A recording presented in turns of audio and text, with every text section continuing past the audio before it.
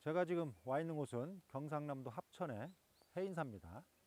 이 해인사는 관련 기록에 따르면 신라 애장왕 때 순웅과 이정이라는 두 스님이 창건을 하고 머물렀던 곳으로 알려져 있습니다.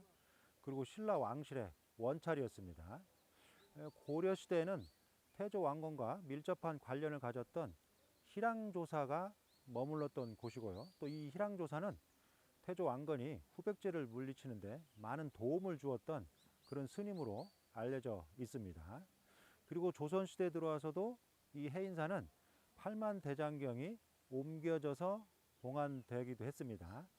다시 말해서 창건된 이후 조선시대까지 왕실과 밀접한 관련을 가지면서 오늘날까지 법등을 잇고 있는 아주 유서 깊은 그런 사찰입니다.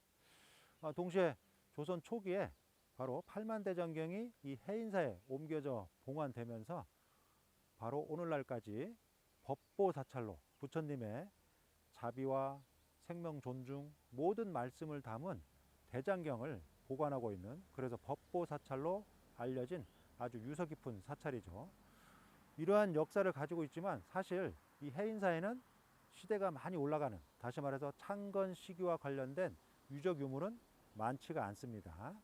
그 중에서도 가장 확실하고 또 신라 시대에 이 사찰이 있었음을 증명해 주는 유물이 바로 사찰 입구에 세워져 있는 이 단간지주라고 할 수가 있습니다.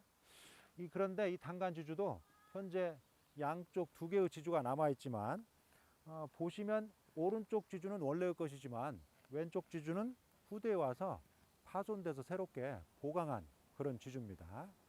어쨌든 단간지주를 간략하게 보면 하부에 지대석을 놓고요. 그리고 기단부를 마련을 했습니다. 단간지주에 이렇게 기단부가 남아있는 경우는 우리나라에서 많지가 않습니다. 그리고 측면에 보면 안상을 새겼는데 안상에 새긴 기법이 신라 말기, 다시 말해서 신라 석공의 솜씨를 그대로 보여주고 있습니다. 그리고 그 안쪽에 지주를 견고하게 고정을 시켰고요. 그리고 한가운데 이와 같이 사각 형태로 간대석을 놓았습니다. 이 간대석은 단간을 견고하게 받치기 위한 시설인데요. 이 해인사에 있는 간대석은 독특하게 지주부 외곽까지 걸쳐서 결구되도록 했습니다. 다른 단간지주에서는 볼 수 없는 견고한 그런 시설이라고 볼 수가 있고요. 그리고 한가운데 동그랗게 지름이 상당히 큰 원좌를 마련했습니다. 원공은 마련하지 않고 원좌만 마련한 예도 특이한 사례인데, 이 원좌 외곽으로 일정한 너비로 홈이 있는 걸로 봐서 이 원좌 위에 단간을 세웠을 텐데 어떤 단간 재질을 사용했는지 명확하지는 않습니다. 다만 원자에 구멍이 없는 걸로 봐서 나무는 아니었던 걸로 보입니다.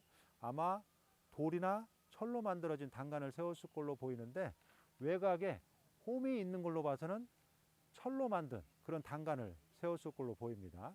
아마 단간을 세웠다면 현재보다 상당히 높게 웅장한 우람한 모습을 갖추었을 걸로 보입니다. 그리고 원래대로 남아있는 오른쪽에 있는 이 단간지주의 치석수법을 보면 상당히 세련되고 정교한 그런 치석수법을 보이고 있습니다. 외곽부의 모서리를 모주김을 했고요. 그리고 일정한 너비로 문양을 넣었습니다. 이런 걸 윤곽대라고 하는데요. 윤곽대를 두었고 지주부 바깥면 외곽에는 좌우로 벽선을 두고 한가운데 반원형으로 도들띠 문양으로 도드라지게 장식을 했죠. 상당히 정성스럽게 또 우수한 석공이 이 단간지주를 치석했음을 알 수가 있습니다. 특히 다른 단간지주에서 볼 수 없는 이 단간지주만 가지고 있는 유일한 또 장식 기법은 외곽면을 이와 같이 곡선형으로 유려하게 깎았다는 겁니다. 지붕의 내림마루 같이 현수곡선을, 또 옥계석의 마루부처럼 현수곡선을 이용해서 이와 같이 부드럽게 깎았습니다. 그리고 위에도 부드럽게 깎았죠. 그것도 좌우 대칭으로 깎았습니다. 이처럼 상당히 장식적인 기법을 이 해인사 단간지주가 보여주고 있습니다. 어떻게 보면 우리나라의 경주 지역을 중심으로 해서 많은 단간지주가 남아 있는데 그 경주 지역에 남아 있는 단간지주 이상으로 취석수법이나 장식 기법이 뛰어난 그런 단간지주라고 볼 수가 있죠. 그런데 애석하게도 파손돼서 한쪽 지주만 남아 있다는 겁니다. 어쨌든 이 해인사 단간지주는 바로 이곳이 해인사로 들어가는 입구이고 또 동시에 신라나 고려시대 때 당간이 서 있고 당간 꼭대기에 당이 깃발처럼 펄럭이고 있었다면 많은 신도들이 해인사 입구까지 와서 이곳에서 서서 아마 당을 보면서 예불을 올렸을 것이고, 그런 다음에 해인사 경내로 들어가지 않았을까, 이렇게 상상을 해볼 수가 있습니다.